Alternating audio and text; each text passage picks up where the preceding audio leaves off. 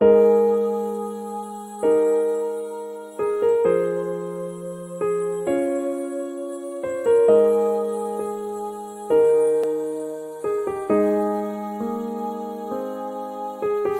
Buddha taught the noble truth to me. I see reality,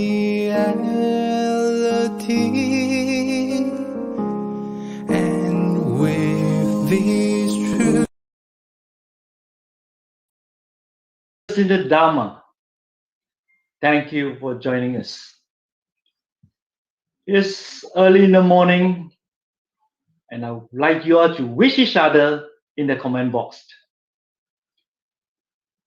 For those who are joining us for the first time, I'd like to tell you this segment is called Voices of Blooms. The digital team is always looking for ways to improve our opening video to our online Dhamma events. In this segment, we are featuring composers or singers, those talented people who are singing and composing Buddhist songs. How was the tune just now we have just played? Write it in your comment box if you wish. Today, we would like to introduce you to another young gentleman who believed and he shared the same inspiration to promote Buddhism or Dhamma via Buddhist songs. Hi, Brother Wifa. Oh, we call him Didi Wifa. Suki Hotu to you. Suki Hotu, Didi Chan, Suki Hotu. I understand that you have been with the singing group for quite some time. Tell us, are you a natural, inborn singer? And tell us how to get involved in singing Buddhist songs. Over to you. All right.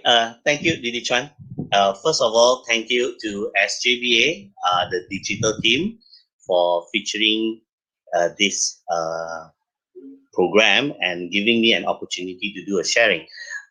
Thank you, Didi Chan, for inviting me. Now, that questions is like, well, we are such a great singers, but no, I'm not a regular singer, and I don't even sing in the bathroom. It was a coincidence when Datuk Sri was recruiting for the Wayfarers album A Light in the Darkness. It happened that I was in the temple, Brickfields, Mahavihara, and the friends just pulled me in and says, let's join and have fun. That's how I get started being selected by Datuk Sri's. And of course, then we joined Wayfarers for the album A Light in the Darkness. Yeah. Wow. That is must be a long time ago when you mentioned about that. So, then you've been singing for so many years. Can you tell us how was your journey into this singing from that time, and what are the things that you encounter that along the journey of singing Dhamma songs? Oh, right. Well, first of all, I never see myself as a singer. Never a musician. I don't read the musical score. I don't play any instruments. My challenge is that I have to rely on my hearing, and my tempo can go off, with all this. The other thing about having cut the albums actually brings a lot of joys and satisfactions, as some ordinary person like me are given such opportunity. So good friends, a senior friend says, it's not about how, or it's not about cutting an album. It's what are you going to do next, after that. So, in fact, the journey of propagating Buddha Dhamma starts there. With that album in hand, you carry something on your shoulder to go out and to promote. And to promote, the way we promote is through music. So, in fact, that becomes the visions and the missions clearly embedded in us that, okay, this is the way I do reaching out. And probably the only way I know now.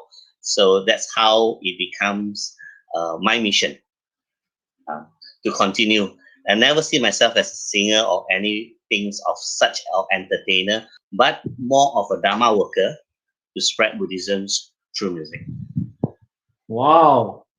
Sadhu to you. You have very good mission and you are thinking of the Dhamma to Tower. Fantastic, fantastic. And the songs that we are talking about today is Ray of the Dhamma. Can you please tell us about this song and the inspiration you get when singing this song? Yes. Ray of Dharma is written by Brother Anson Poe, music and lyrics by Anson Poe. That is when the iGems came on board and they wanted to cut an album. This is the one. First album, okay? First album that we cut. So Anson was very busy with work and he wasn't able to, in a sense, to practice and to record that songs. And so with a lot of brainstorming and ideas, then somehow my name came about and they approached me if I'm willing to render that service. So we says, why not, for the Buddha Dhamma? And we were there, recorded this song, Ray of Dhamma, written by Poe Anson. A beautiful song that says that we are all surrounded by this ray. It's not the sunlight ray, but the ray of Dhamma, where it is always there, whether we are in, from the day we were born till the day it ends. This ray is always there. And what is more important is that with this ray, we know that it is for us to walk the path so that we can actually taste the ultimate happiness of life, which is the end of samsara. So in general, that's the meaning of this song. That is very good. A very strong message for those listeners and those who are reading the lyrics. Didi Wifa, perhaps before we end, do you like to have a message for our listeners, for those people who are following your songs? All right.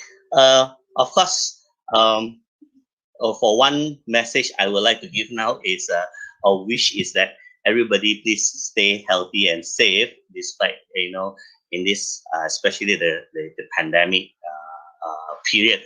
But what I like to send another message to everybody is the last word of the song A Ray of Dharma that says, our journey starts when we become aware. What do we aware is there is this ray of joy. It is everywhere. It is for us to learn, to love, and to live, to share.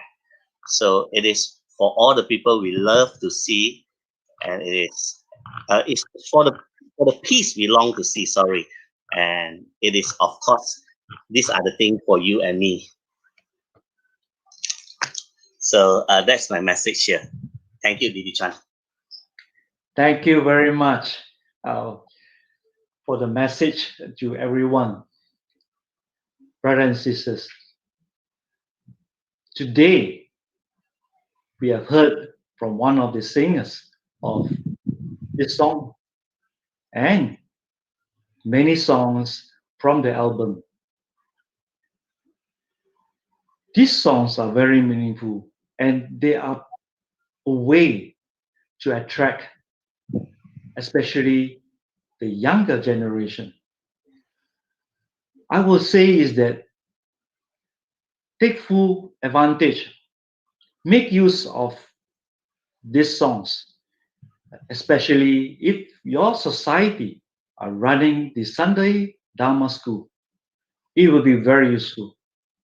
And even for the adults, for all the other Buddhist activities in your society, make full use of these Buddhist songs.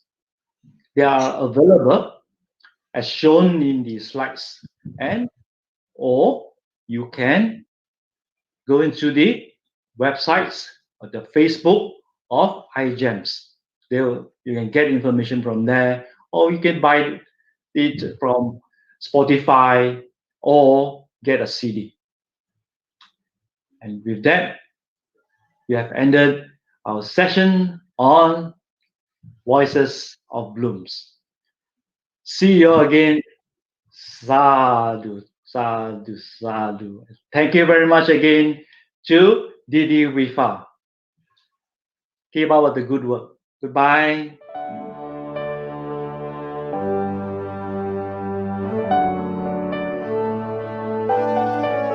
There is a ray of joy that's in the air, shining brightly as I see, shining gently, surely as ever be, for the eyes that never sleep. From newborn child to trees with falling leaves, from the changes we perceive, showing us the truth in every way, is the law that never sways. What is born will cease to be, what is good will thrive indeed. But to strive beyond the good and bad is the way to sweet relief. Our journey starts when we become aware. The ray of joy is everywhere, for us to learn to love and live to share, for the peace we long to see.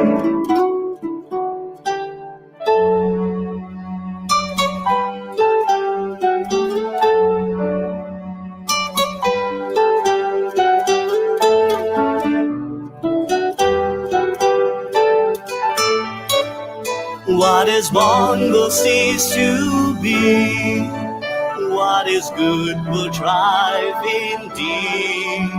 But to strive beyond the good and bad is the way to sweet relief. Our journey starts when we become aware.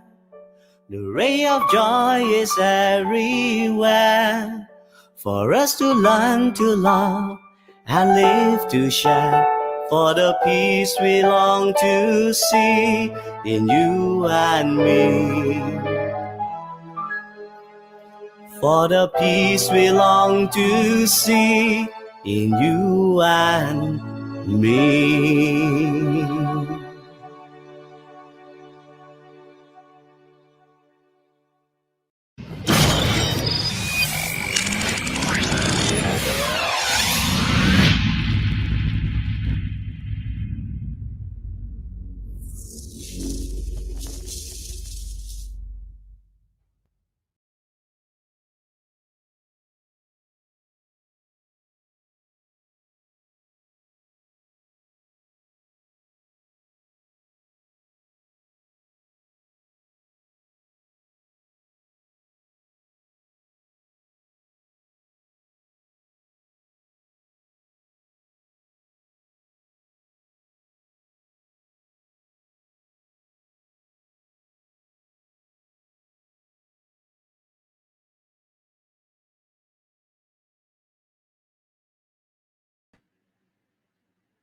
Namo Buddhaya, brothers and sisters in the Dhamma.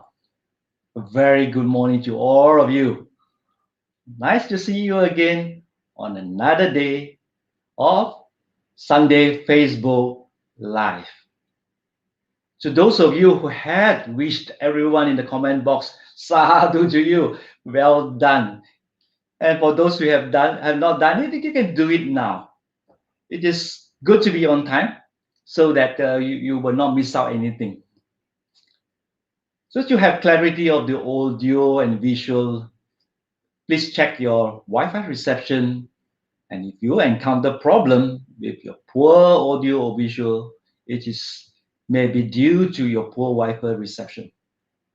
You may need to refresh your computer or Wi-Fi devices. During this online Buddha Puja service, remember to have a calm mind, even if you are encountering the Wi-Fi problem. Namo Buddhaya, brothers and sisters in the Dhamma, welcome to SJBA 32nd online Sunday Buddha Puja service. We organize this weekly online Buddha Puja service in order to give an opportunity to Buddhist devotees near and far to continue with our Buddhist faith and practices and to listen to Dhamma sharing. You may now wish each other in the comment box. And afterwards, we're going to have the lighting of the candle offerings to the Buddha, and then Buddha Puja, and a Dhamma talk by our speaker this morning. With that, let us prepare ourselves by sitting comfortably, relax our bodies, and compose our mind. Let go of thinking about the past and future and be in the present moment. And with that, I shall hand over to our Puja leader, Sister Anne. Over to you, Sister Anne.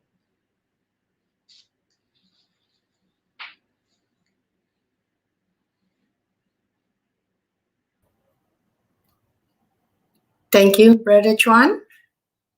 Good morning, brothers and sisters in the Dhamma. Namo Buddhaya. Let us begin our Sunday Buddha Puja. May I invite Brother Chim, our president, to make the offerings to the Buddha.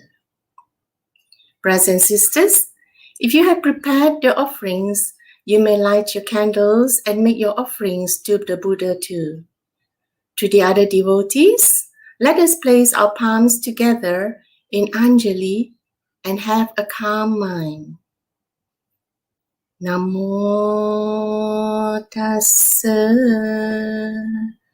bhagavato arahato samma sambuddhassa. Namo tassa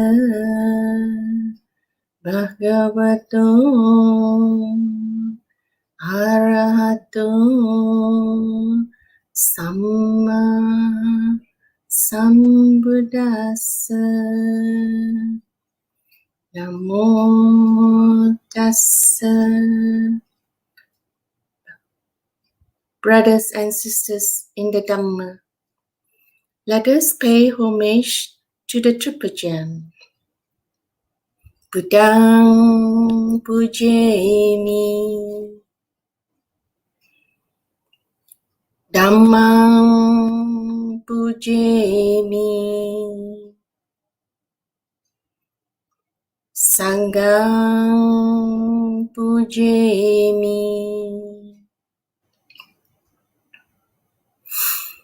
Brothers and sisters in the Dhamma, let us together take refuge in the Triple Gem and observe the 5 precepts. Namo tassa bhagavato arahato samma sambuddhassa. Namo tassa bhagavato arahato samma sambuddhassa. Namo tassa bhagavato arahato samma sambuddhassa. Buddhang saranang gacchami.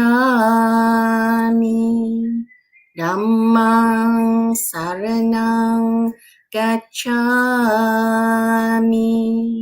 Sanghang saranang gacchami.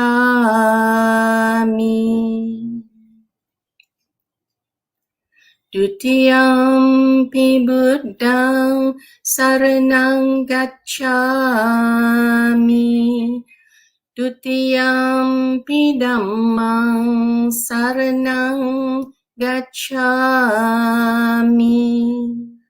Dutiyampi sanghang saranang gacchami.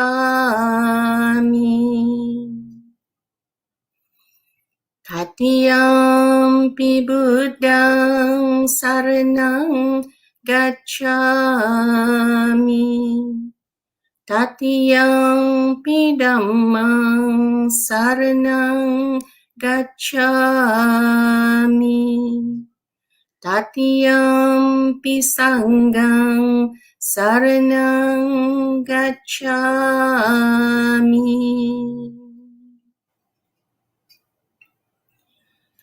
Panatipata veramani sikkhapadang samadhiyami. Adinnadana veramani sikkhapadang samadhiyami. Kamesu miccācara veramani sikkhapadang samadhiyami. Musavada veramani sikkhapadang samadhiyami. Suramiraya majapamadattana veramani sikkhapadang samadhiyami.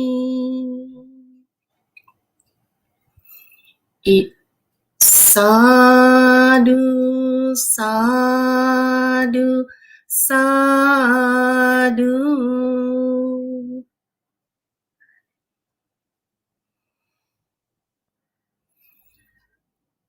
Iti piso bhagava arahang samma sambuddho vicharana sampanno sugato lokavidu anuttaro purisa dhamma sarati satta deva manussanang Buddho Bhagavati.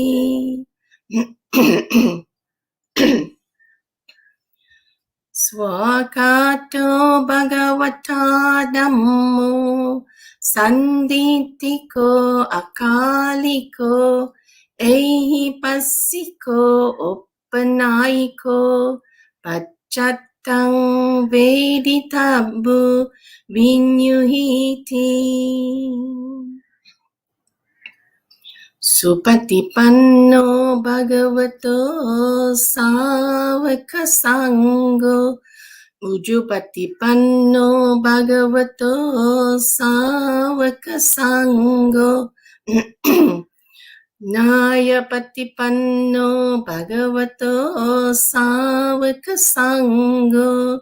Samicipatipanno bhagavato savaka sangho. Yadidang chattari purisa yugani atta purisa puggala esa bhagavato savaka sangho. Ahuneyo, Pahuneyo, Dakineyo, Anjali Karaniyo, Anuttarang Punyaketang Lokasati. Vandami Chaitiyang Sabbang Sabbatani Supatititang Saririkadatu Mahabodhin Buddha Rupang Sakalang Sada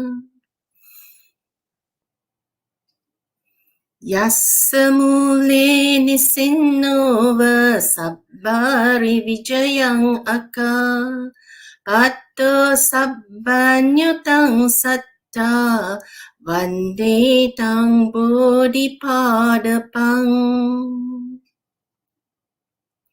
Ime ete Mahabodhi Lokanatena Pujita Ahampite Namassami Bodhi Raja Namatute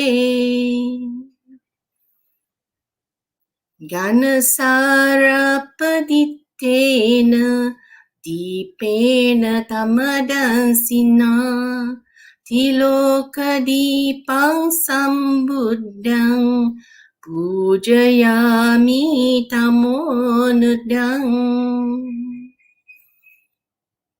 Ganda Sambara Yuttena Dupenahang Sugandina Pujaye Pujaniyang Tang Puja Bhajana Muttamang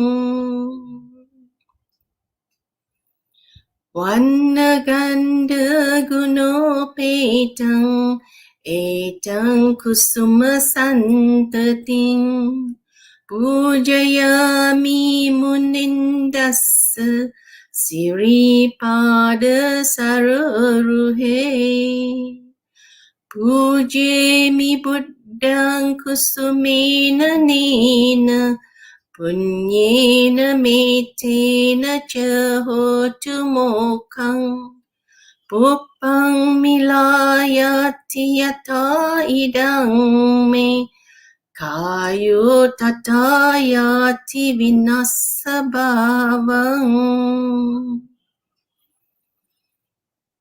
Adivasetu no bante Paniyang parikapitang Anukampang upadaya Patiganhatu muttamang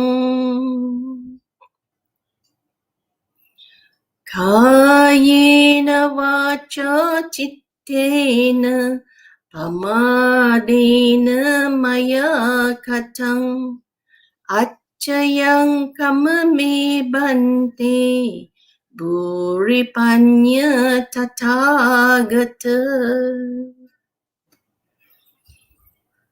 Kayena vacha cittena Pamadena maya katang Acayang kamame dhamma Sanditika akalika Kayena vacha cittena Pamadena maya katang Acayang kamame sangha Supatipanna anuttara Sadhu, sadhu, sadhu.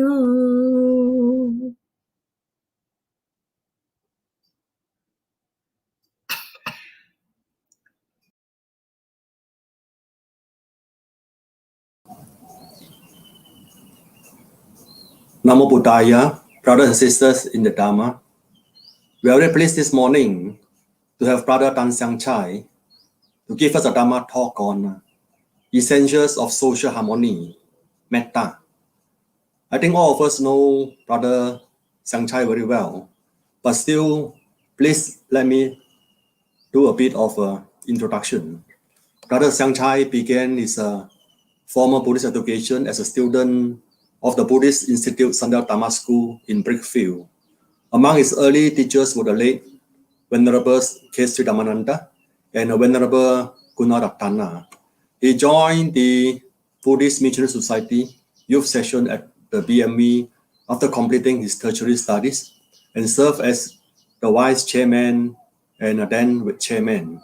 He also served in the ESCO of the parent body, BMSM.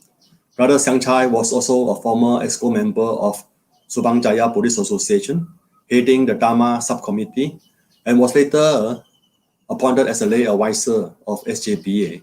Currently, he is the director of Nalanda Institute, the education arm of Nalanda Buddhist Society. Brother Siang is a striving meditator and active in sharing the Dhamma at various Buddhist centers in Malaysia and Singapore. His talks center around daily practices of the Dhamma and how it transforms one's life. He feels it is important to understand the essential teachings of the Buddha, as it gives the Buddhists a strong foundation of knowledge which prevent them from wrong interpretation and practice of the Dhamma. Brothers and sisters in the Dhamma, if you have any questions regarding the talk, you may type your questions in the comment section. We shall post these questions to Brother Siang after the Dhamma talk.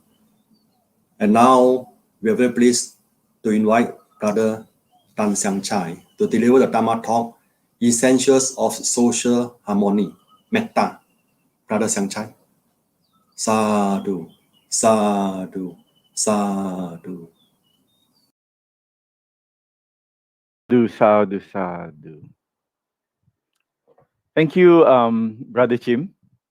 Once again, I am very happy to be able to share some Dhamma with you on this Sunday morning. And I have planned this talk as a series of talks on the broad topic of essentials of social harmony, which means to say these talks will go towards the main objective of this series of talks is to achieve social harmony amongst all of us in society. In particular, the Buddhist community in Selangor, and wherever you can be in touch, with Subang Jaya Buddhist Association, and the activities such as this talk of SJBA. So today's talk will center on something which is very important, a practice or a state of mind which is very important for everyone in our society. And this is metta, or loving kindness. Metta is, I think, not new to many people, in this who are attending this talk. So let me now turn towards a little bit of thinking, about metta. And to start this, I would like to touch upon what we do very often, which means to say, what do we do in our daily lives that are kind of like a habit, a routine for us, and we like to go to that action or that activity very often. So we have found, and psychologists and social scientists have found, that the more we do a certain action, the more we do, let's say, something, or the more we call to our mind a certain mental state, eventually that mental state or that activity will be our major preoccupation. It will become our expert skill. And I think this is quite easy for us to understand. So in my slide, yeah, I am asking the question, what do we want to become? And what do we want to achieve? So in anything that we want or want to achieve, we must first of all study it, understand it, and practice it very, very hard. So it's like, for example, we want to be good in mathematics, or we want to be good in running. For example, we want to run a marathon, half marathon, or any kind of race. We have to put in the required effort. We need to practice it as much as possible. So we know that we cannot improve in anything if we don't practice it. For myself, I would like to share this with you. Now, I'm hoping that my Dhamma talks and my Dhamma sharing is accepted as being quite smooth. But when I started giving Dhamma talks, it was not smooth indeed. In fact, I found it very, very nerve wracking. I was very nervous when I started giving Dhamma talks. And then, when I was invited to give my first few talks, I stood up, I said a few words, a few sentences, and then I was so nervous, that I did not know exactly how these sentences connected to each other. And then after that, I sat down, and the audience were very surprised. In fact, some of them were very shocked that the talk supposed to be 1 hour only took about 10 minutes to finish. Then I constantly trained myself because I wanted to respect my teachers, who have passed on to me so much knowledge of the Dhamma that I wanted to share this Dhamma. And I didn't want to embarrass my teachers, in fact. So I put in a lot of effort every Sunday, wherever people invited me, this society, that society, wherever I got the opportunity, I would go and share the Dhamma. And eventually, I became more and more relaxed, and I began to connect the ideas of the Dhamma talk together in order to present something that is coherent, easy to understand to the audience. So I hope today you will be able to understand this Dhamma sharing quite easily, because I have done a lot of preparation, and I hope my presentation will be fluent and easy for you to understand. So this is what I'm trying to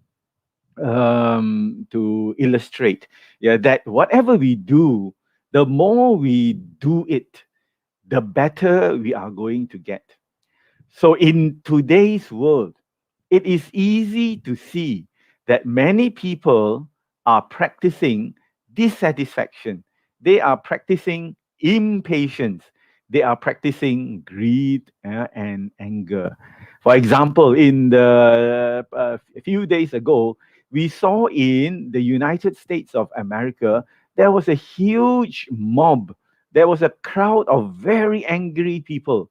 They were already very angry, but they were given even more stimulus, more encouragement to be angry. And the result of that was they went and stormed the Capitol Hill building, which is like their parliament building, in the US. And the result of that was 5 people lost their lives. Five people died as a result of this very, very angry demonstration. And therefore, it is something which I just want to call your attention upon. In that, if you allow your mind to go back to the place that you are so natural in experiencing, eventually all those states of mind will connect together and it will become very, very strong in your mind. So, therefore, we have to be careful about what we are practicing, although sometimes we are not aware we are practicing it. In the same vein, those of us who aim to achieve harmony and happiness, we have to practice more wholesome states of mind.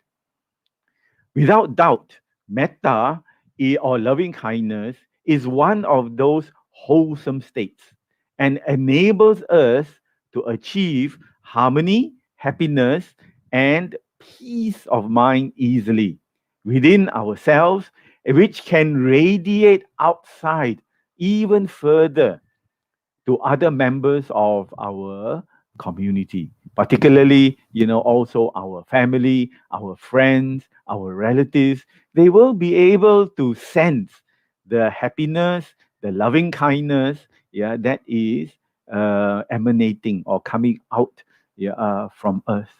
So what I'm trying to say, my dear Dhamma brothers and sisters, is give some thought, develop some mindfulness, yeah, about where your mind is going.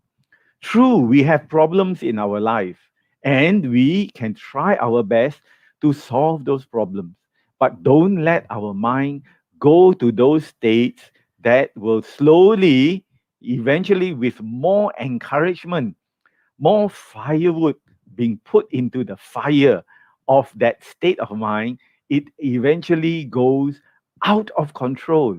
Yeah, and it will control our minds, yeah, for a very long time. Yeah, in fact, while we are awake, we go back to those states of mind very easily. Next, please. So in the Dhammapada verse 1 and 2, I would like to just refer to the text, yeah, to the Buddhist text that we very often study and that we very often read. And the Dhammapada is one of those collections of verses that are very, very meaningful. And therefore, if we want good states of mind to come into influence us, reading the Dhammapada is very, very helpful. In the first verse and in the second verse, this is what the Buddha is trying to tell us. He says, mind is the forerunner of all states. Mind is the chief. Mind made are they. So if one speaks or acts with a wicked mind, because of that, suffering follows one, even as the wheel follows the hoof of the draft ox. Alternatively, the Buddha tells us, mind is the forerunner of all states. That means whatever we do, the mind is the starting point. It is the catalyst. It is the source of what we want to do. Mind is chief. Mind made are they. Yeah, all these states of mind. If one speaks or acts with pure mind, the Buddha said, because of that, happiness follows one, even as one's shadow that follows us never leaves us. So therefore, the Buddha describes the unwholesome in one verse, verse number 1.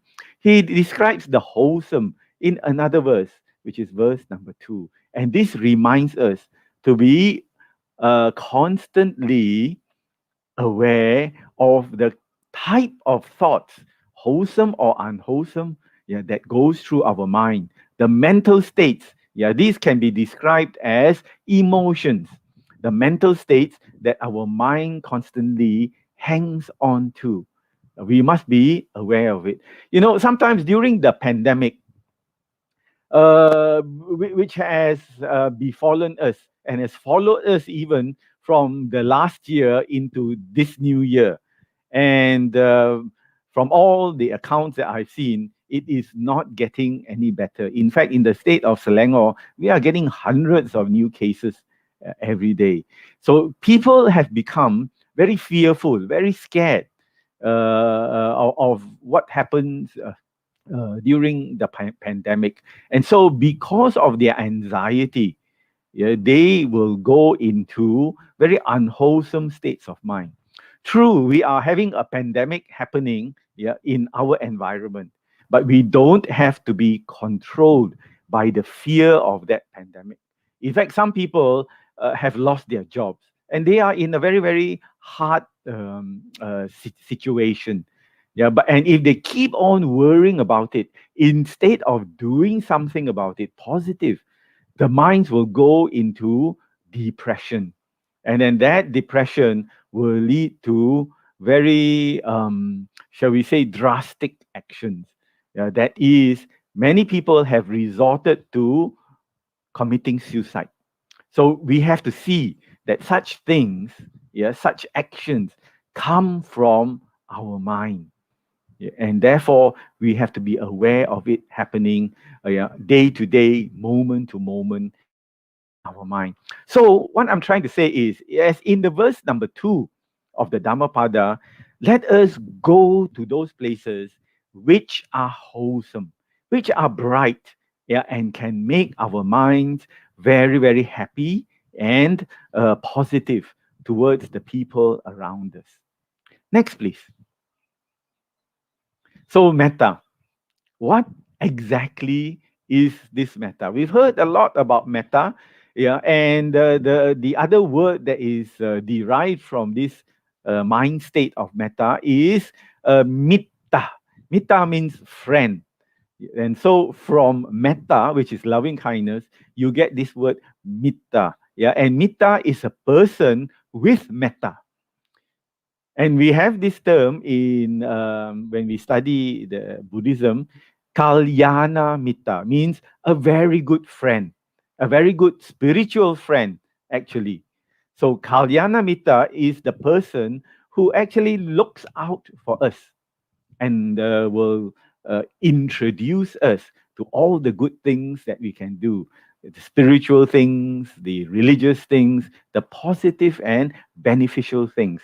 Yeah, that person we can describe as Kalyana Mitta. And the Kalyana Mitta, if you want to do anything that is beneficial, if you want to embark on a religious life, religious study, you need a Kalyana Mitta to remind you, to encourage you, to always bring you to good states of mind.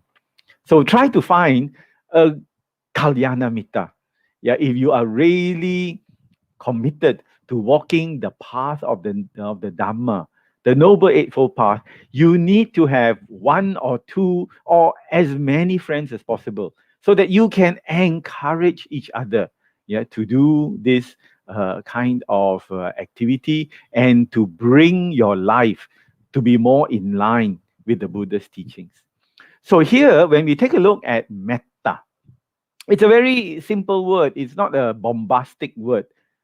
Metta also can mean that we let go the boundaries of ourselves and our self expectations. Well, what does it really mean? It's important for us to know.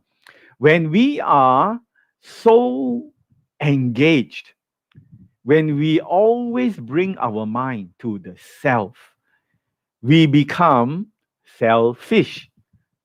That's quite natural. If we think of ourselves all the time, we are being selfish. Other people don't come into the picture. Everything is about me and mine and what do I want.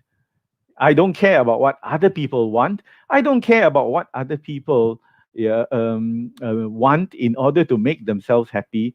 What is most important is what I want. So when we let go of that boundary, when we listen to talks, when we are taught by very good enlightened teachers, we begin to see that this type of thinking, always centered on ourselves, make us, in fact, neurotic.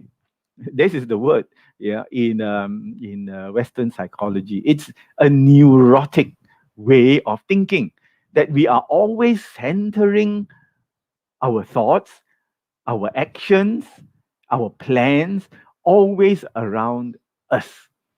And because of that, we cut other people off. So when we know about metta, and we know that we have to live and work with other people, we try to let go of that boundary of you and me. This is where I am, you are over there, I am over here, and we grow that boundary. We put up a wall. We make that wall very, very high and very, very thick so that those people stay outside. I am the only one inside here who is important. Yeah, those people, never mind about them. This is not the way to practice metta. So when we intend to practice metta and we think metta is going to help us, and the benefits I'm going to discuss later, we let go of those boundaries, not just of ourselves, but also of our expectations. And some people have very, very strong expectations, meaning to say, if you want to be in my circle, you must act like this. So, this is the expectation of other people's behavior. You must do this towards me. You must talk like this towards me. And these are the things I expect you to do. Yeah, such as, whenever I come, yeah, you must make me a cup of tea. Yeah, or you must get up, yeah, and you must pay respect to me. It doesn't say anywhere that you must pay respect to me, but I expect it. And because of that, we are building boundaries. So, what I'm trying to say is be a bit more relaxed about your relationships. Of course, we treat other people well, and we expect other people to treat us well in return. But that doesn't mean we must set up our strong expectations about how people talk to us, how people work with us, how people must, behave when we are around. So when we let go of that, our thoughts of self, the boundaries of self, not so much, and what we expect from others, not so much, we become more and more relaxed.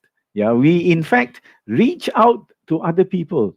This is the nature of the human heart. The human being is built to exist with other human beings. Of course, once in a while we get a hermit, yeah, who goes into the mountains, into the jungles, yeah, and they like that way of life. But we grow up in the towns and the cities. We grow up with other people. So to develop metta means that we want to improve our relationships, yeah, with those that are around us. So I hope that this idea, this concept resonates, is accepted by dear brothers and sisters, that we have to be a little bit more not so self-centered. Yeah, just let go. Because to tell you the truth, our idea of self is created by the thoughts of ourself. In the Buddha's teachings, the Buddha talks about anatta. Anatta means there is no real permanent self. But we think there is a permanent self. And therefore, there is a permanent self. Because we think that there is me exists. I exist. So the only depth, the only area where the self exists is in the thought. So if we don't think so much about ourselves, we become more and more selfless rather than selfish. So therefore, we let go. Don't be so much concerned. Of course, we must look after our health.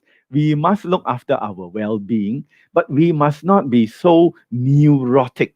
Yeah, always going back, to what we want, and we want to achieve all those things. Next, please. So, metta means letting in the pleasant and beautiful mental states. It is the beneficial states of our mind. that we extend our loving kindness, yeah, towards all the beings that are around us, be they human or be they animal, or if you believe, be they the unseen beings that are around us. Because Buddhism, the Buddha, when he was teaching, also accommodated that there are beings we cannot see that are around us. They are happy unseen beings, and they are also the sad unseen beings that are around us. So when we practice metta, it means that we do not differentiate. Yeah. So we practice metta towards human beings, animals, and all those beings, other beings that are around us. So, what we are in fact doing, we are always practicing. Remember, I told you about practicing. We bring to our mind the wholesome state of friendliness. We bring to our mind the wholesome state of flexibility of behavior. We bring to our mind the wholesome state of love and kindness. So, when we love people, I have put in this statement: you are not trying to defend yourself. You are open hearted. You are accommodating. You love whoever it is that is in front of you. And due to that, you open up your defenses. You know, we are always trying to defend ourselves all the time. You know, when people say things, when people do things we don't like, why do you do such things? Now, this is a defensive action, a defensive mechanism of our mind. But when we let go so much idea of self, so much idea of expectation, you will find it's a very strange thing that when we are not so concerned about ourselves, the feeling of love and the feeling of kindness and of friendliness will very easily emanate, come out from our hearts. So, therefore, it means we don't put up those defenses anymore. But the strange thing is, when you put down your defenses, you cannot be hurt. Sometimes we are afraid of getting hurt. We are afraid of being insulted, so that our sense of ego, yeah, is being disturbed. I am so wonderful. You cannot say bad things about me. You cannot insult me. You must always agree with me and say such good things that I like to hear. But when we practice metta, we put that aside. And so we are more accepting, yeah, of what people say. And even though we don't agree with those things, we don't get hurt. Why? Because our heart is open. You know, when somebody wants to hit you, put up the hand, want to hit you, the first thing that we do is defensive, defensive position. We defend ourselves from the attack, the hit, the intention to hit. But I also realize one of the best ways to stop being hit by other people is to go and hug them, is to go and like them and love them. Because when you hug them, they cannot hit you. If you stay away from them, they can come closer and they can hit you. But go ahead and hug them. Yeah, and even eventually they will lose that idea of wanting to hurt you. So this is the concept. This is the effect of metta. You let go your defenses, but you cannot be hurt because your heart is so open, so accommodating. You want to say, you say lah. You know, I'm not going to get angry with you because my loving kindness, yeah, has gone into the world. Is it easy to do? I'm not sure. For some people, it's very easy to do. For some people, it is hard to do. So, if you can agree that metta is a good thing, metta is a good state of mind, you will try to let go, you know, the boundary of the self, the selfishness and the self-centeredness and open up your heart.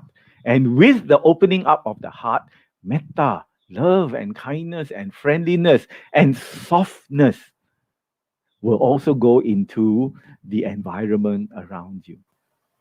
So I hope you will remember this, yeah, dear brothers and sisters. Next, please. So let us try to understand the characteristic of metta a little bit more in detail. This is the approach of the Abhidhamma, how to understand a certain phenomena or state.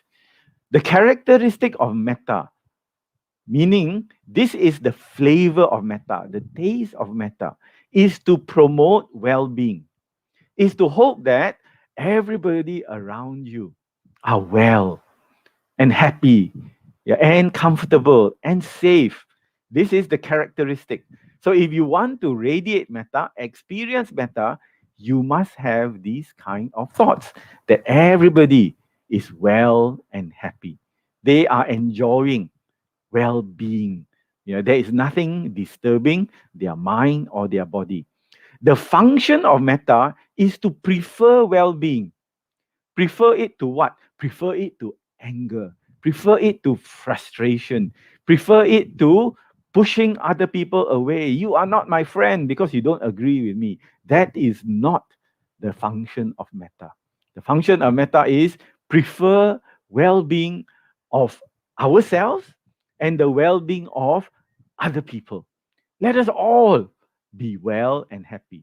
Yeah, I don't just reserve being well and happy to only my group, my family, my friends. You are not in my circle. Yeah, you are not my member. Yeah, I don't wish you being well and happy. So this is not the thinking of metta. What is the manifestation? How does it show itself?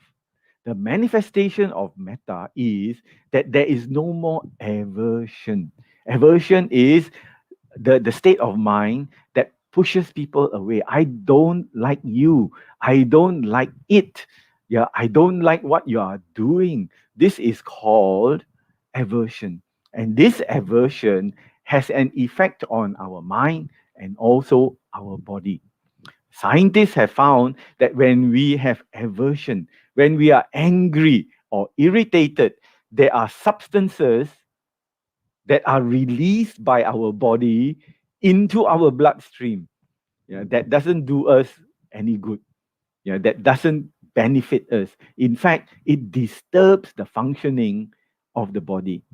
So you can take a look at the teachers, the monks, in fact, the nuns, who are always practicing metta, and you can see that their faces are always glowing, always contented. Yeah, they don't need all kinds of cream, yeah, to have smooth skin. The metta actually makes their complexion glow and radiant. So this is the manifestation. If we remove aversion, we will always look happy and contented. Then what is the proximate cause? What is the catalyst? What pushes metta to come forward? The proximate cause of metta is seeing the loveliness of all beings. Can we do that? It's not easy sometimes, especially when we are angry at other people. How can we look at them and see the loveliness? Can we see their good qualities? It's not easy. So therefore, yeah, we need to contain. We need to, in fact, turn our mind away from the aversion, the anger, the irritation that exists in our mind, and think this person, yeah, is so good. Because if we look for good, we will find it also, although it's quite hard. If we look for bad in other people, it's not so hard. Very easy to find bad qualities about other people. But we prefer not to do that when we are practicing metta. Next, please.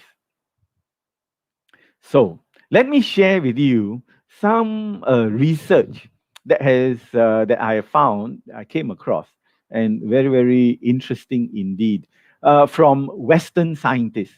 And this is from the Harvard Gazette, yeah, which is produced by Harvard University in the US. Take a look at the title. The title says, "Having happy friends can make you happy. So therefore, the people, the Kalyana Mita, the good friends that you mix with, make sure they are happy people. Make sure that their orientation or the practice of their mind is also being happy. Because if you go and mix with those people who are depressed, the chances of you being depressed also are very, very great. Yeah, you will become depressed like them.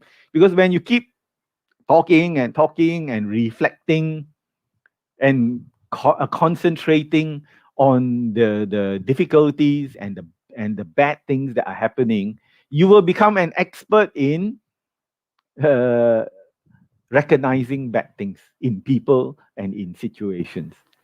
So here it says, if you have good friends, and this is not from the Buddha, this is from the Western scientists who have done their research. Yeah, and I can share, this with you.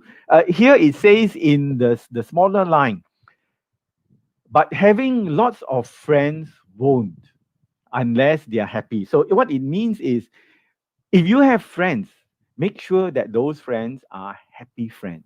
Next, please. And here is an excerpt. Can you hit the button again? Yeah, because I would like to emphasize this. It says here, yeah, uh, one person's happiness triggers a chain reaction that benefits not only their friends, but their friends' friends and their friends' friends' friends. Yeah, which is 3 levels. And so these people have found that if you mix with happy person, one happy person, that happy person will affect you. And you will affect somebody else. You will go home and you will also influence your family. And if you mix with friends, also your friends. And that group will also affect their friends. So this is the wonderful thing, yeah, about being well and happy, that you can spread it if you really want to. You can spread it 3 degrees, 3 levels out, yeah, into the circle that you are existing in. And he says here, this effect, yeah, if you do it well enough, can last up to 1 year. Yeah, it can move the feeling of happiness to the wider circle and stay and influence them for 1 year. So what happened when it goes down? Next year, do again, right? Spread it out, and you will always be there. But the funny thing is, it doesn't work for sadness. Sadness tends to affect some people that are around you, and then it stays there. It doesn't go forward, or doesn't spread wider and wider into society. So this is a very interesting research article from the Harvard Gazette. Next, please. This is, I would like to introduce you to a very wonderful teacher of Metta. She is a lay person, not a monk or a nun, but she has practiced many, many years, yeah, in Burma and in India, and I think also in Thailand. Her name is Sharon Salzberg. So she is a meditation teacher. She also writes books, which has been in the New York Times bestseller list. And she also founded the Insight Meditation Society, IMS, yeah, in Bar, Massachusetts, yeah, in the US. So she is a very, very experienced meditator and teacher. And she specializes in teaching loving kindness. She says here, to send loving kindness does not mean that we approve or condone all actions. It means that we can see clearly actions that are incorrect or unskillful and still not lose the connection with those people. and also ourselves. Because sometimes we are very hard on ourselves. Why am I like that? I'm not worthy. I'm not good. So Sharon Salzberg said, even when you radiate metta, it doesn't mean that you bury those deficiencies, the things that you are not good at. You still know they are there, but you put metta, yeah, into the mixture of your mind. Yeah, and slowly the metta will grow, yeah, bigger and more strong. So this is important. It doesn't mean that everybody around us become saints, yeah, become angels. We know who they are, we know what they are, but it doesn't stop us from radiating our feelings of goodwill, yeah, and kindness towards them. Next, please. So, metta is, as I've said right at the beginning, an essential building block of any community. Yeah, and the community that is around us is very important to us. We cannot exist without the community unless you want to become a hermit. The Buddha did not want to create hermits. Although we hear of monks and nuns going off into the jungle and meditating, they are not cut off from the lay people in society.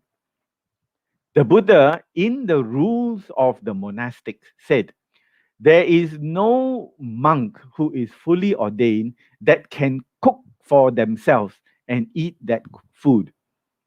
Which means to say, the only things that the monks can eat while they are in the jungle is drink the water from the stream or in the containers of rain. Yeah, that means to say, in the leaves and in the containers created by nature, the monk can drink that. The Buddha also said that the monks can eat certain fruits such as dates, but the monk cannot build a fire, put a pot, and start cooking his own meal. It is not allowed. Therefore, where do the monks get their meals? They must come down to the villages, even though it means walking 3 hours, 4 hours.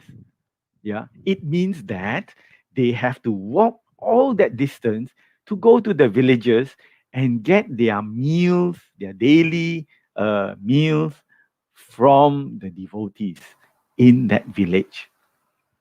So if the and in countries such as Thailand, yeah, and Burma and Sri Lanka, Laos, the villagers know that the monks are coming at a certain time, which is usually after they finish their cooking, and that would be around 7 o'clock in the morning, yeah, or around 7:30. Very latest is 8 o'clock, and then the monks will take this food and they will go back to the monastery. They will start doing their chanting, and around about 10 o'clock, 10:30, they will eat only one meal, and that meal is a cooked meal, cooked by the villagers, the devotees, yeah, the people who want to support the sangha. So what does that tell us? That tells us the Buddha 2,600 years ago saw the importance of community. There must be the connection between the monk and the layman and the monk. Because after the monk has meditated and practiced, they will go and teach the lay people. After they have seen the light of the Dhamma, the truth of the Dhamma, they will make themselves available to the lay people to come and learn from them. And this is learning from direct experience. Yeah, of course, you get scholarly monks, yeah, that read books and they are very good at research. So those are scholarly monks. But these are the practicing monks who can tell you how they experience the various stages of attainments. So the Buddha never wanted a separation between monks, sangha, and nuns, and the lay people. He didn't want a big space, a distance between them. So, which is why he said the monks must always come back to the lay people to get their requisites, yeah, such as food, such as robes, such as medicines, and all those things which they need. He didn't want to create the wall between the monastics and the lay people. So without Metta, yeah, with Metta, the lay people prepare the food. They support the Sangha. So I'm now talking about the wider community, which involves us. We are the wider community. Without Metta, communities will not endure the friction that naturally arises from interaction. Where can you find people, yeah, that are so perfect that they will not annoy you? Even your own wife and husband, your own family, which you choose to set up, you choose to marry somebody, yeah, your wife, your husband, even those people that you chose, eventually, somehow, yeah, now and then, will annoy you, will make you, irritated. That is natural. We are unpleasant beings. So it is natural for us to irritate each other. If you find somebody who doesn't irritate you, that is a really good person. So you better hang on to that that friend, yeah, or that acquaintance, yeah, that you have. So we must have metta, and the metta makes it easier for you to work with others, see others more positively, in a more loving light. So before they attack you, you hug them, then they can't attack you, right? They will be thinking, why are you hugging me? Okay, I will stop attacking you. So the feelings of anger, yeah, will dissipate, will go off, yeah, from that person's heart. Also, due to metta, people of a community are willing to live with the difficulties that arise from individuals. They will accept it, they will bear the brunt with the softness of heart. So if our heart is hard, then we will get a knocking sound. If our heart is soft, yeah, the anxiety, the difficulty will come and pass through the heart and will not disturb the heart, yeah, in a significant way. So we are content to absorb the tension. It's all right, it's all right. Yeah, that's what we do with our children. We have metta towards them. Yeah, sometimes they scream, they shout, they throw tantrums. Ah, yeah, all right, now it's all right. Now stop it. Don't do that anymore. We try our best to control ourselves. Yeah, to control ourselves from getting angry. Yeah, towards them. So, due to the practice of this metta, we become patient. So, and members of the community start to appreciate and value each other more and more. The connectedness of the association, yeah, of our community becomes stronger and more resilient, meaning to say any problems cannot overwhelm, cannot overcome, yeah, that group of people. So, external challenges are easy to meet. The Buddha said, those people who meet in harmony, in concord, in amity, with friendliness, these people as a group can withstand any kinds of external threats or challenges. Next, please. So, I would now like to perhaps touch on a little bit of the spiritual significance of metta. So up till now, I've talked about metta as a kind of a layman's practice. Now I would like to convince you that it is spiritually beneficial, yeah, to practice metta. So the Buddha said in the Itivuttaka, Sutta number 27, the Buddha mentioned whatever kinds of worldly merit there are. We can do dana, we can help people, but they are not worth 1/16th part of the heart deliverance of loving kindness. In shining and beaming and radiance, the heart deliverance of loving kindness far excels them.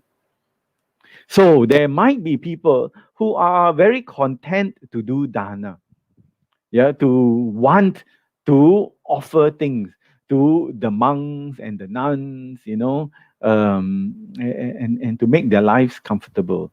Yeah, and if you do this with metta, that will be doubly great. But there are some people who do dana without that soft heart. There is a bit of selfishness in that dana. So they do not understand, that if you have a soft heart, if you have a heart of metta, your dana will be infinitely greater. The benefits, the karma that comes back will be so much greater if you perform this act of dana with the mind state of metta. Reach out to the people that you are doing dana to. Have metta towards them. I am doing this dana due to my loving kindness. I hope you will use this dana well. If you give food, I hope this food will give you energy, will give you health, will give you strength to do more work, in the Dhamma. Yeah, and not do dana because you want to get back, certain good benefits. That is, in fact, strictly speaking, my opinion, is not dana. It's not the act of charity. It is doing business. I give you this, you give me that. What do you call that? It's called business, right? But if you do it selflessly, it's wonderful. If you do it with the mind that is infused with, full of metta, it is even more wonderful. It's complete, in what you are doing. You have loving kindness, you have charity, you have goodwill. Your mind will develop calmness and wisdom, as well. Next, please. So there are all these benefits the Buddha mentioned in the Anguttara Nikaya, that there are 11 of these wonderful benefits that come from the mind state. It is well known, that the mind controls the body. So if we have a healthy mind, we will have a healthy body. Other people will say, if you have a healthy body, you will have a healthy mind. No doubt that is true. Yeah, if we don't have good health, physical health, then we cannot think, we cannot be alert, to do good things as well. But the reverse is also equally true. That if we have healthy minds, we will have equally healthy bodies. If we are bombarded by worry, if we are bombarded by anger, if we are bombarded by anxiety, our bodies will start to break down because that substance, cortisol, which is released into the bloodstream, will harden the blood vessels and will not do any good things, for our organs, for our overall state of health. But if we have metta, it is so wonderful. The mind is at rest. All the good things that preserve our radiance, our complexion, our good health, will be there. And therefore, we will have a higher level of alertness, a higher level of physical health, a higher level of living with other people. So the Buddha said the person will firstly sleep in comfort. Yeah, he will be dear to human beings. He will be dear to non-human beings. And lastly, also before that, the person will die without being confused. There are people who die very confused. They don't know where they are. Some of them start crying. This is not a good sign, that they will be going to a good place. But usually, more often than not, those who practice metta will not die confused. And the Buddha has said, if this person does not attain arahantship, in this life, if he or she practices metta, will be reborn. If the mind, if the person dies, passes away with metta in their mind, that person will be reborn in the Brahma world. And the Brahma world is even better than the Deva world, the worlds of the of the celestial beings. Brahma actually is a celestial being, but their peace of mind, yeah, their contentment is even greater than that of the deva beings. The gods that are staying in the sensual realms. Next, please. So I'd like to speak a little about formal and informal practice. Now that we understand about metta, let us shift our mind to radiating metta. The mind will think certain thoughts that are friendly and loving and kind. And we want the feeling to come out from our heart. So the mind will encourage the heart to have the feeling or the mental state of metta. So it is mind and heart working together. The mind will say, "May you be well and happy," which encourages that state to come out from the heart, yeah, to be radiated from the heart. So it is a cooperation between the the thinking mind and the feeling, yeah, the emotional heart. So the rational and the emotional are working together. It is a complete exercise for both the mind and the heart. So we think well of people. The more we think well of people, the easier the metta can flow. Sometimes we are so used to being numb, not having any good feeling. So we have more work to do. Yeah, we start to encourage ourselves. May all beings, may my friends. So we start off with somebody that is very friendly towards you. And when that person is friendly towards you, you can be naturally friendly towards that person. So when you start off, think of a person that is of the same sex, same gender as you. The reason for this is if you start being overly friendly with a person of the opposite sex, yeah, there won't be metta. There might be, yeah, something that seems to look like metta, but actually it is lust. It is attraction, feelings of attraction towards this person. So start off with the person of the same sex. May you be well and happy. Yeah, may you be well and peaceful. May you be free from physical suffering. May you be free from mental suffering. Don't have problems. May you have a very easy and comfortable life. So you are thinking this and you are encouraging your mind, your heart to feel it. So the radiation will come out from both your mind and your body. And it can be very, very strong indeed. Your mind can hold this object to such a degree that it becomes an absorption, a jhana. Those of you who don't know what jhana is, it's when the mind takes an object and doesn't move from that object. Yeah, it becomes the holding object, yeah, and you ignore other objects of your senses. You start not to hear, you start not to see. Don't worry, you're not going mad. Yeah, some people think, something wrong with me. No, when you end your metta, everything will come back to normal. Believe me, it will always be all right. The only thing is, if your mind concentrates on metta, it will become your main focus. So what did I say? Right from the beginning, practice it. The more you practice, the better you will become. Rather than practicing something that won't give you any good benefits, they are altogether 11. Actually, there are more benefits, yeah, when we are mixing with others. Those benefits will come.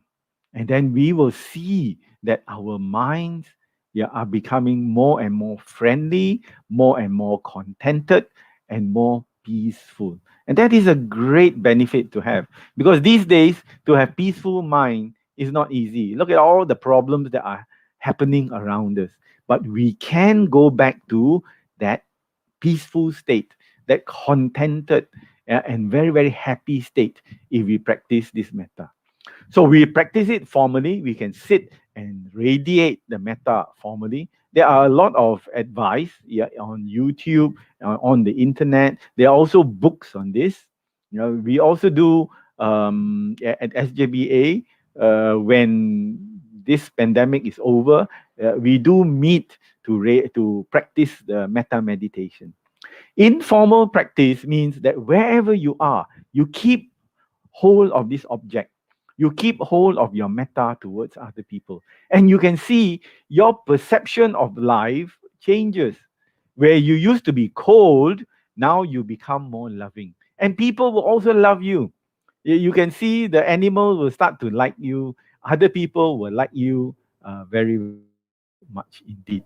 One of my teachers said, before he renounced and became a monk, he was a businessman, and when he went for meetings with his clients, he will, before he goes into the meeting room, he will radiate metta to all those people at the meeting. And he found that when he did that, the meeting went very smoothly. And I have also found that to be true. There was one time I was flying, I was traveling overseas, yeah, and I saw this um, uh, immigration immigration person. Yeah, he was checking all the passport, and he was looks like very, very stern. So I radiate metta towards him. Yeah. Yeah. And then when I got to the counter, he just looked at me. Okay, boom, you can go. So it can help you in certain ways. I'm not guaranteeing it. Yeah, but it can help you in your interaction with people if you have more metta in your mind. So that is informal practice. So do try the formal and informal practice. Okay, next please. Yeah. So thank you very much. I wish you, and I radiate metta to all of you and to all in your community. As I said before, we live in communities. Communities are very important. Yeah, we achieve things which better our lives with the support of the community. Therefore, yeah, have metta towards the people around you, your family, your friends, your greater circle. When we have that, it's good for us and it's also good for them. And when we have metta in our minds, we are naturally happy people because we don't look for the bad things. Yeah, we only see the beauty, the good things of people. We are not silly or stupid. We know, as I told you about Sharon Salzberg advice, we know what is there, but we overlay our metta on the faults of people, just as we hope people will overlay their metta on our own faults as well. So when we have all these good relationships, good thoughts from others towards us and us towards others, we will have a very, very conducive society, yeah, to live in. With that, metta towards all. May you all be well and happy. May you live your lives comfortably with your family and friends, peacefully and with a lot of love. Sadhu. Thank you so much.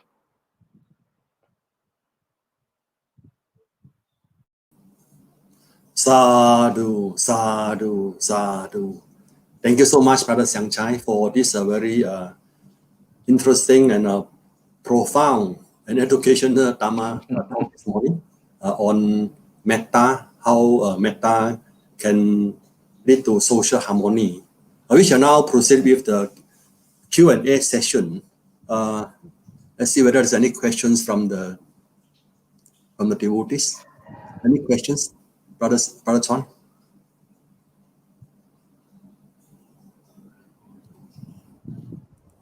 Don't worry, you can ask me hard questions, difficult questions. There's one question here from Brother Hai Ying. There are bullies in our life, especially working environment, who will take advantage of our kindness. They perceive us to be weak and look down on us. Isn't it stupid to be kind to others who do not appreciate our metta and bully us?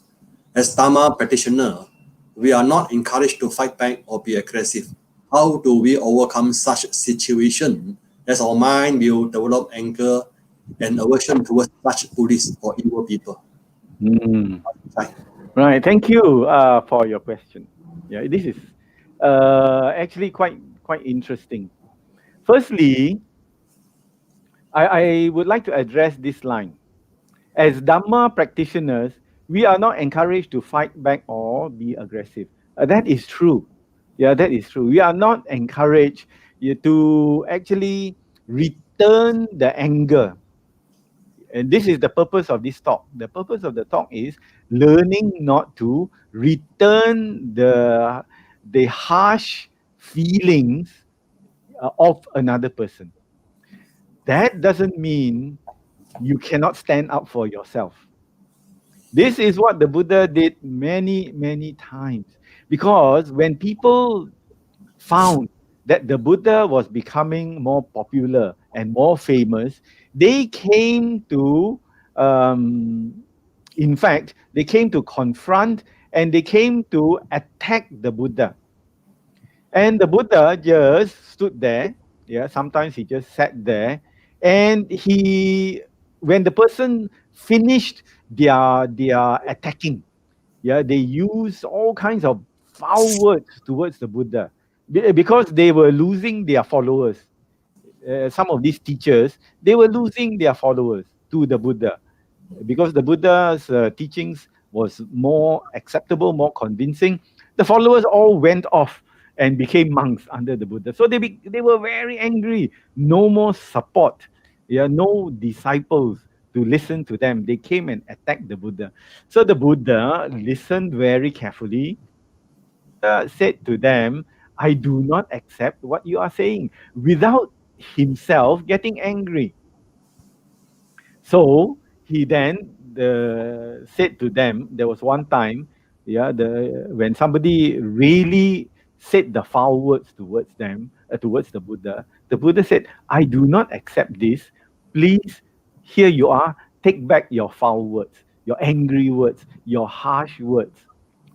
So bear in mind, it doesn't mean that we are sheep, sheep, the sheep, they are being attacked by the wolf. Yeah, we cannot stand up. The Buddha said, you must not attack the other person, but you must stand up for yourself and give a good account of yourself, saying, excuse me, in a very polite way, I do not agree with what you're saying. You can make a stand without fighting, without disagreeing, yeah, without attacking the other person. This is, and this must be, yeah, our stand. I will tell you something from my life. When I went to study in the West, yeah, my feeling towards the teacher was that of a typical Asian. The typical Asian regard for a teacher. And in the university, in the college, sometimes the teachers are not decent people. They sometimes say things that are not good. So I was advised by other teachers, other lecturers, who said, if I were you, I won't accept what this guy said. So I began to think about it, right? And I began to formulate an approach to being attacked by others for no reason. I mean, there might be anger in this person. So I began to think, let me say what I have to say. So I will say this to this person, please listen to me first.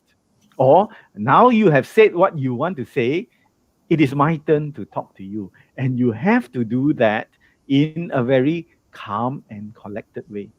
Don't be the same as that person. If the person is very, very angry, very harsh, and the words are not nice, you don't have to use the same kind of language. Yeah, be very calm, be very professional, be very, in fact, you can be very friendly and state, I do not agree with you. And I found that in the West, you can do that. You can state your case, and the other person is willing to listen. In Asia, this is something that we do not have. Two people speaking on the same level and not agreeing with each other. In Asia, we tend to think that everybody must, the bosses especially, tend to think that we must agree with the boss. And this is not good for our progress. Sometimes when we don't agree, don't fight with the boss, don't condemn the boss, but say, excuse me, Mr. So and so, boss. Yeah, I think I have another point of view. And the point of view is like that, like that, like that, like that, without confronting the boss.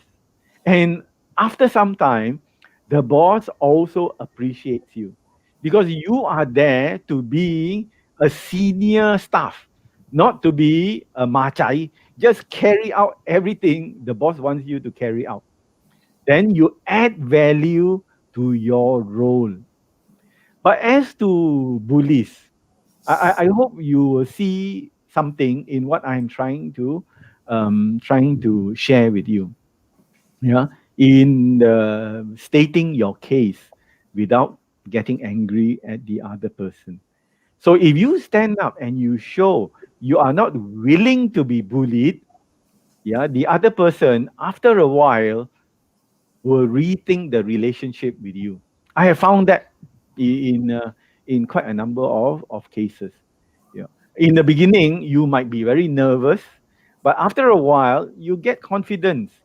You get confident in stating, in sharing your opinion. You can say, "Excuse me," yeah, in a very very polite way. I don't quite agree with that. This is what I'm thinking, right, right, right. And if that person gets angry, you don't get angry. Yeah, the person will get angry because they never expect you to reply. This is the Asian way. They never expect you to respond in this way. But if we keep doing it, yeah, without being angry, without returning the harshness and impolite way, yeah, eventually they will come and listen to you. And not only that, if somebody who is senior attacks you, the boss, and you reply in a very, very cool, calm, and collected manner, the boss will also see that. Oh, this person is more rational, can think more clearly. This is an important. This is an important quality to have, because when we work with each other, we don't expect that everybody thinks the same way. If everybody thinks the same way, have the same opinion, will do the same thing, you don't need them. Get rid of them. Yeah, you save the salary, isn't it? The salary can be put into use for something else because all of you are thinking in the same way. If as a, when I headed a team of people, I wanted to listen to what they had to share because I don't think I have all the good ideas. They might have good ideas, so it's my job, yeah, as the leader of the team, of the school, in fact, yeah, to listen to what they have to say. Now, I don't expect, and this is the truth, I don't expect that you will convert all the bullies in society. But what I expect is Buddhists learn how to behave properly when people are harsh towards them. Eventually, and you might not believe this, you might not. Yeah, you think that it might be very difficult, and I don't blame you. But I have seen people who are harsh and angry being converted by the power of metta. It's not easy to believe, but I have actually seen it. So the more you radiate metta, And this is what people also tell me. My boss is a very hard man. Yeah, don't want to listen to me. Always think that he is right. He is the most clever person in the meeting. Eventually, when you radiate metta to this person, you can see, yeah, that your attitude towards the boss also changes. And the boss will recognize that attitude in you. Yeah, because metta is a very powerful vibration. Of course, some people, their anger is so strong that the metta cannot penetrate. So there is not much you can do. So, but to live with it, but don't let people play you down, right? It's not an ego thing. I don't think it's you let go of your ego, let everybody walk all over you, trample over you, and take advantage of you. But you can state, yeah, your case, state your opinion. I don't think I would like to do this. I don't think that is correct. Please listen to me. And if you think that it is not acceptable, then at least you have heard my opinion. And if you still go on with it, yeah, you have heard my opinion, but you want to go on with it, what can I do? You are the boss or the senior staff. Yeah, I have made my opinion known to you. You still want to do what you want to do. There is not much. Yeah. The world will always be, you will always have difficult, angry, and evil people in this world. Metta means your attitude towards those people changes. Even if you don't change them, you change yourself. That is the important thing. Yeah, that you don't follow them. The easy way is to meet anger with anger. The easiest thing in this world. Huh, you say that thing, you think I have got no anger. I also got pride. Yeah, fight. And when you fight with that person, yeah, that person will remember you. Always remember when you defeat, yeah, you can also see that in the history of China. People from outside defeated the Chinese people. Yeah. But eventually, somewhere along the line, the Chinese people always ejected the invaders. So you can see that there can be, um, you know, a resolution in a way that can be positive, yeah, to the group. Yeah, if you keep your calmness, your coolness, and people will recognize you for it. Yeah? People will know that you are a calm person, will not react to the wrongful behavior, yeah, of others. Yeah. And then later on, somebody who recognizes you for that might offer you a job because you are so calm and cool, can do the job well. Yeah, instead of get angry, lose your temper, tantrum, and go and threaten all the other people in your staff. I don't want these people on my staff. I don't want this kind of person on my team. Yeah, I always look for those who, okay, they can express themselves. There is a limit. You can express yourself. You are not happy over certain things, then you can say, I'm not happy about this, like that, like that, like that. But don't go overboard. Yeah, because expression can become overbearing. You can disturb people. Yeah, but the important thing is how can you work with others to solve the problem. Yeah. So all these things require quite a long answer, but the important thing I would like to leave you with is what is the difference in you? That is the most important thing. Yeah. Do you still have the anger or do you still have the loving kindness? Thank you. Thank you, Brother Siang Chye, for the very good answer with so much details. There are many more, there are a few more questions actually, but I think because of time, we try to answer just one more question. Okay. Yeah, this from Chye Tan. Brother Siang Chye, thank you for your inspiring talk. My question, can you give some tips how do you radiate metta in formal and informal way? Yes, yes. As I mentioned just now, formal and informal practice.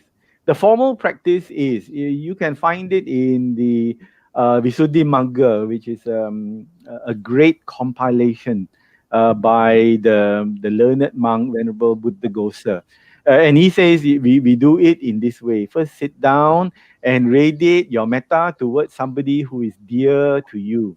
So the metta is easy because you already like the person. Yeah, then radiate metta towards somebody that is neutral, somebody who doesn't whom you don't have either liking or disliking. Yeah, and when you look carefully, there are many of such people in our lives. Yeah, for example, they could be maybe the jaga in our company entrance. Yeah, you just think jaga is jaga, lah. You know, who is he? So we are very neutral towards them. But when we look for a neutral person, it could be somebody like this. So you radiate your metta towards the neutral person. And lastly, you radiate your metta towards somebody that you don't like.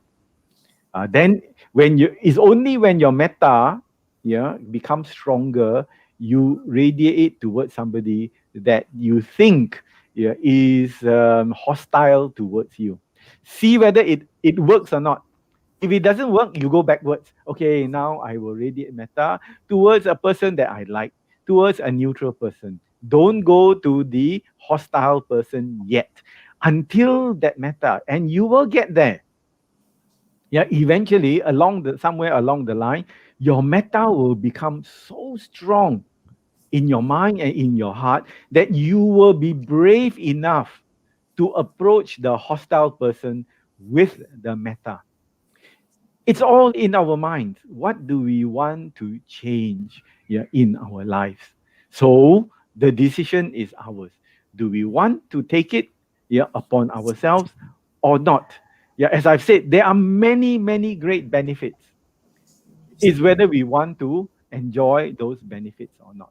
Informal means even if you are driving in your car and you are caught in a jam, radiate your loving kindness to all the other drivers that are caught in the jam. May we all be well and happy. May we get through this jam, in a good state.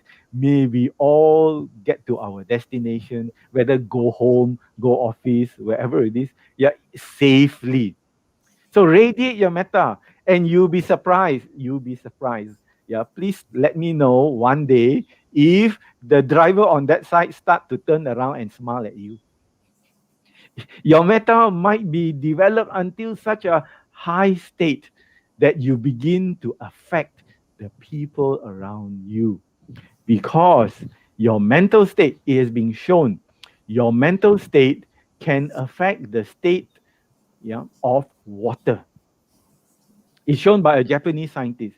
Yeah, please look for this website called Hado, Hado, online, and see the experiments the Japanese doctor did on recording or containing human emotions in a bowl of water.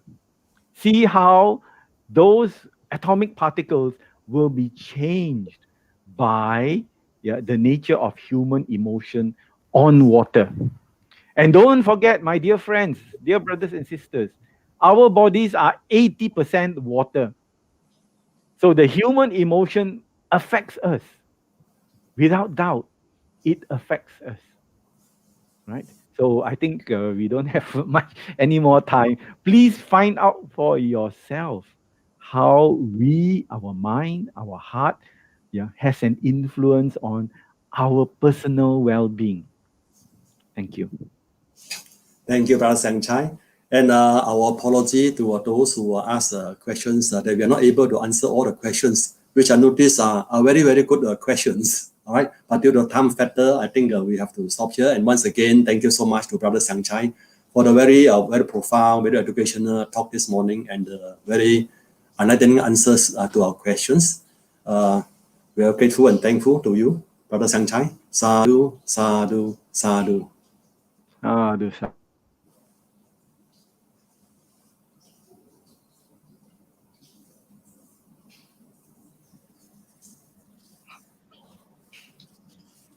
Sadhu, sadhu. Thank you very much, Brother Tan Sang Chye, for the Dhamma sharing.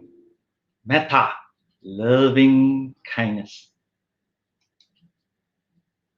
What did we learn from the talk? We have to cultivate loving kindness in our mind, which will develop our loving kindness from our heart. The more we think loving kindness to others, the more we develop loving kindness from our heart. Let us start this morning. The more we practice, the more benefits we will have. Have a peaceful mind and many other benefits. So, brothers and sisters in the Dhamma, this morning we have participated in this Sunday Buddha Puja service, listening to a wonderful Dhamma talk and deeper understanding with the Q&A. With the merits accrued, let us share transferring merits to all living and departed relatives, families, and friends, and all beings. Patidana. Akasata cha bhummata devanaga mahidika punyantang anumoditva chirang rakantu loka sasanang chirang rakantu desanang chirang rakantu mang parang. Ettavata cha amhehi sambatang punya sampadang sabbe deva sabbe sata sabbe bhuta anumodantu sabba sampatti siddhya. Idang me nyatinang hotu sukita hontu nyatayo. Idang me nyatinang hotu sukita hontu nyatayo. Idang me nyatinang hotu sukita hontu nyatayo. Imang no punya bagang mata pitu nancha acharya nancha sabba satanancha sabba mitanancha sabba nyatinancha sabba petanancha sabba devatanancha bhajema. Imang no punya bagang sabba satanang dema sabbe satha sukita hontu. Imina punya kamena mame bala samagamo satang samagamo hotu yava nibbana patya. Idang me punya asawakaya wahang hotu. Idang me punyang nibbanasa pacayo hotu. Sadhu, sadhu, sadhu. Brothers and sisters in the Dhamma, before we end this morning, let us pay homage to the Triple Gem. Buddhang Pujemi, Dhammang Pujemi, Sanghang Pujemi,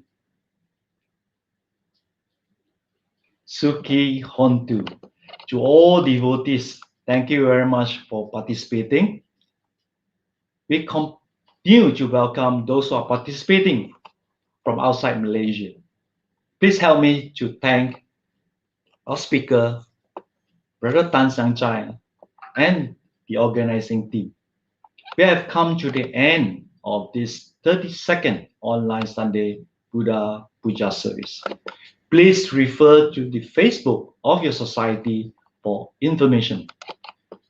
With the COVID-19 pandemic, we hope you will continue to stay safe, stay home. May you and family be safe, well, happy, peaceful always. Sukhi hontu, goodbye. Sabbe Sattha, Sukita hontu.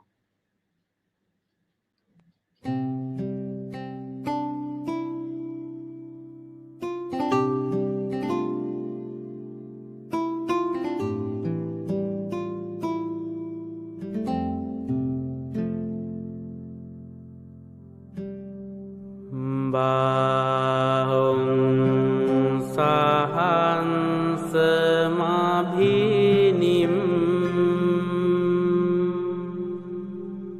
mita sayudantang